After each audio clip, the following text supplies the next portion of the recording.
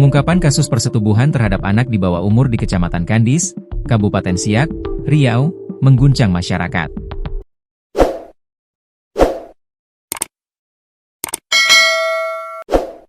Seorang remaja perempuan berusia 15 tahun menjadi korban eksploitasi seksual oleh kekasihnya sendiri dan 3 orang rekannya di sejumlah lokasi berbeda.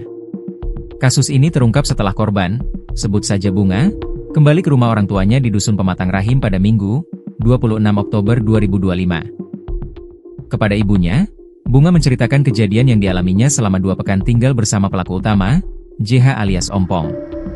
Kapolsek Kandis, Kompol Herman Pelani, menyampaikan bahwa orang tua korban langsung melaporkan kejadian tersebut ke Mapolsek Kandis. Laporan itu ditindaklanjuti dengan penyelidikan intensif oleh tim kepolisian. Mendengar cerita itu, ibunya sangat terpukul dan segera mendatangi Mapolsek Kandis untuk membuat laporan, ujar Kompol Herman, Rabu, 29 Oktober 2025. Pada Selasa malam, 28 Oktober 2025, JH berhasil diamankan di Jalan Raya Pekanbaru, Duri KM 74, Kelurahan Simpang Belutu. Dalam pemeriksaan, JH mengakui telah melakukan persetubuhan terhadap korban lebih dari 6 kali, serta menyebut 3 rekannya yang turut melakukan perbuatan serupa.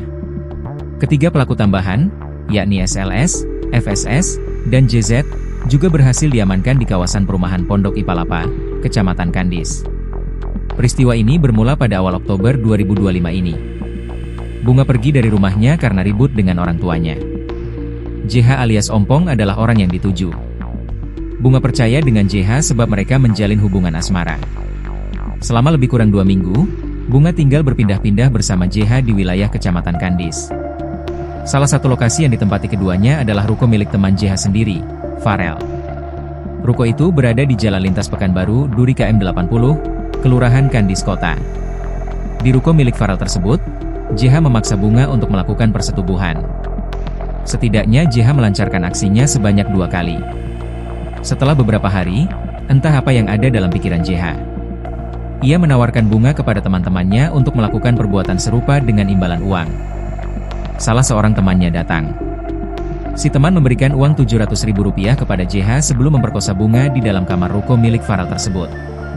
Uang hasil kejahatan tersebut tidak diberikan kepada Bunga, melainkan digunakan JH untuk membeli makanan dan minuman keras. Setelah itu, Bunga juga dipaksa meminum minuman keras sampai Bunga mabuk. JH dan rekan-rekannya kembali melakukan hal yang tidak senonoh terhadap Bunga. Peristiwa pemerkosaan terhadap Bunga ini tidak hanya dilakukan di kamar ruko milik Farel.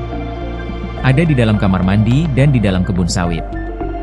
Bahkan JH sengaja membawa alas saat melakukan hubungan badan di dalam kebun sawit.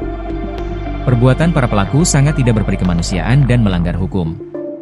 Kami berkomitmen untuk memproses tuntas kasus ini sesuai aturan yang berlaku, tegas Kompol Herman.